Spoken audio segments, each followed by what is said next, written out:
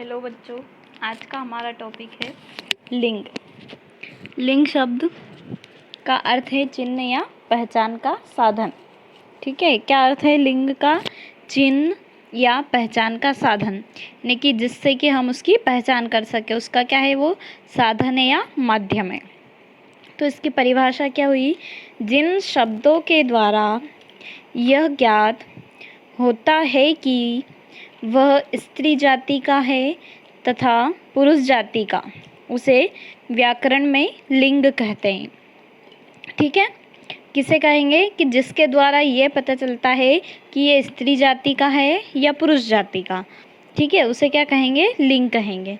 अब हमारी जो हिंदी है उसमें दो लिंग है ना, दो लिंग माने गए हैं, लेकिन जो संस्कृत है उसमें एक और लिंग आता है, तो इसलिए संस्कृत में 3 लिंग हैं और हमारी हिंदी में 2 ही। ठीक है, तो हम हिंदी में क्या पढ़ेंगे? 2 लिंग पढ़ेंगे। इसके जो प्रकार है वो कितने हैं? 2। कौन कौन से? एक पुल्लिंग और एक स्त्रीलिंग। और संस्कृत में एक और कौन सा आता है? नपुंसकलिंग। ठीक है, तो लिंग का अर्थ क्या हुआ? चिन्ह या पहचान का साधन। तो जिन शब्दों के द्वारा यह ज्ञात होता है कि वह स्त्री जाति का है तथा पुरुष जाति का, उसे क्या कहते हैं? व्याकरण में उसे लिंग कहते हैं। ठीक है, अब हिंदी में 2 प्रकार के लिंग होते हैं। कितने प्रकार के होते हैं? 2 प्रकार के। कौन कौन से? पुल्लिंग और स्त्रीलिंग। ठीक है, कौन कौन से? एक होता है पुल्लिंग और दूसरा क्या होता है? स्त्रीलिंग। अब इसमें हम पढ़ेंगे पुल्लिंग।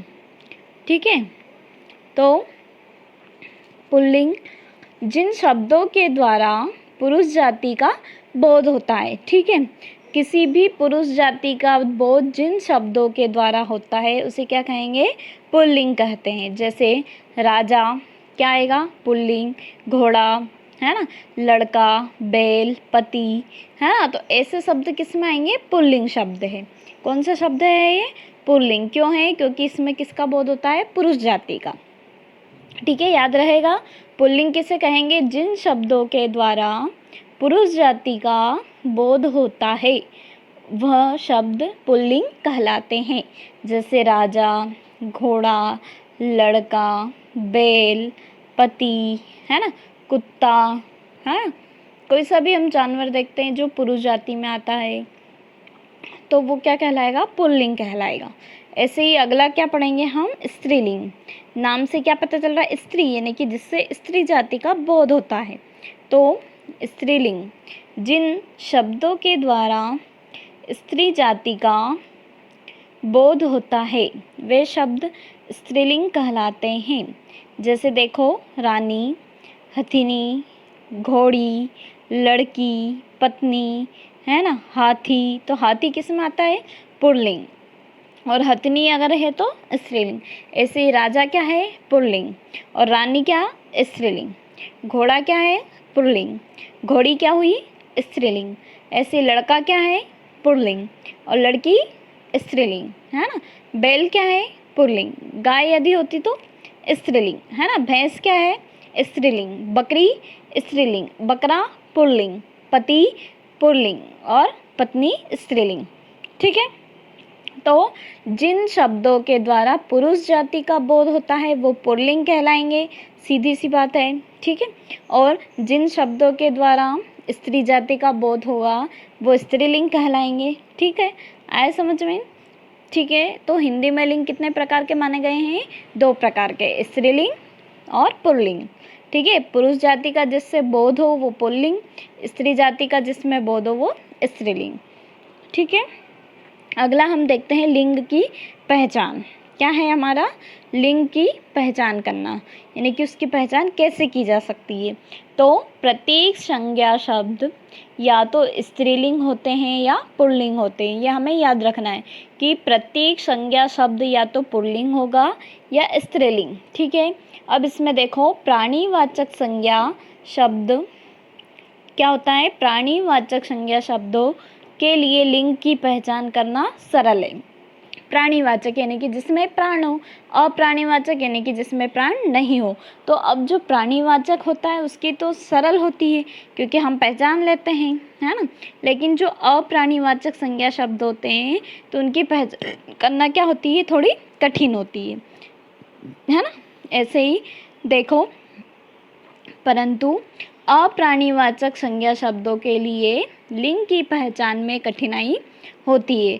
अब देखिए, सामान्यतः अप्राणीवाचक संज्ञा शब्दों के लिए लिंग की पहचान उनके साथ आने वाली क्रिया तथा विशेषण। अब देखना, ध्यान रखना कि जो प्राणीवाचक है उसमें तो उसकी पहचान हम कर लेंगे, है ना, बहुत सरल होता है। लेकिन जो अप्राणीवाचक है तो उसके लिए हम उसकी पहचान कैसे करेंगे, तो उसमें क्या करेंगे, उसकी क्रिया को देखेंगे या उसकी विशेषता को देखेंगे, है ना। विशेषण यानी कि विशेषता, तो या तो हम उस शब्द की क्रिया देखेंगे या फिर उसकी विशेषता देखेंगे, ठीक है। तो वो क्या हो जाएगी, अप्राणीवाचक संज्ञा शब्दों की पहचान हो जाएगी, उसके लिंग की पहचान हो जाएगी। अब देखो, इसके दो आधार हो सकते हैं, है ना, क्रिया के आधार पर, है ना।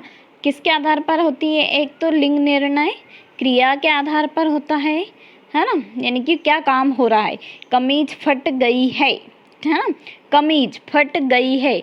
अब गई है ये क्या है, स्त्रीलिंग है ना। तो जो कमीज शब्द हुआ वो क्या हुआ, स्त्रीलिंग, गई है, ठीक है। ऐसे ही जैसे अगला हम देखते हैं, पायजामा फट गया है। अब कमीज फट गई है तो ये क्या हुआ, स्त्रीलिंग शब्द हुआ। लेकिन पायजामा फट गया है शब्द है तो इसलिए ये क्या हुआ, पुल्लिंग शब्द हुआ, ठीक है। ऐसे ही हम किसके आधार पर देखेंगे, तो विशेषण के आधार पर। विशेषण के आधार पर देखिए, विशेषण के आधार पर, नई छतरी लाओ, नई छतरी लाओ। तो अब इसमें देखो, नई ये क्या है, उसकी विशेषता हुई, है ना। नई क्या है, विशेषता। तो छतरी लाओ, छतरी शब्द क्या हो गया, स्त्रीलिंग हो गया। ऐसे नया छाता लाओ, अब छतरी बोलेंगे तो क्या हो, शब्द हो गया स्त्रीलिंग, और छाता बोला तो क्या हो गया, पुल्लिंग। छाता के साथ हमने जो विशेषता लगाई वो क्या लगाई, नया, और छतरी के साथ क्या लगाई, नई, है ना। तो देखिए, अप्राणीवाचक में हम कितने प्रकार से कर सकते हैं, एक तो क्रिया के आधार पर कर सकते हैं, एक विशेषण के आधार पर कर सकते हैं, है ना। और इसमें क्या करते हैं, क्रिया देखते हैं, क्रिया के आधार पर करने के लिए उसकी क्रिया देखेंगे, और विशेषण के आधार पर करने के लिए क्या देखेंगे, उसकी विशेषता देखेंगे। ऐसे ही हमने स्टार्टिंग में क्या पढ़ा, लिंग किसे कहते हैं, उसका जो अर्थ है वो क्या हुआ, उसकी पहचान करना, है ना। इसके दो रूप होते हैं या प्रकार होते हैं, तो पुल्लिंग और एक स्त्रीलिंग। अब अभ्यास के लिए कुछ प्रश्न है, तो उसमें सबसे पहला है, लिंग की परिभाषा उदाहरण सहित लिखिए, हाँ, लिंग की परिभाषा उदाहरण सहित लिखिए। अगला है, लिंग के कितने प्रकार होते हैं लिखिए, है ना, उसके प्रकार लिखने कितने होते हैं और नाम भी लिखना है। अगला है, स्त्रीलिंग तथा पुल्लिंग की 4 उदाहरण लिखिए। जो उदाहरण आपको बताएं इनको छोड़कर कोई से नए उदाहरण आपको लिखना है, ठीक है। Thank you.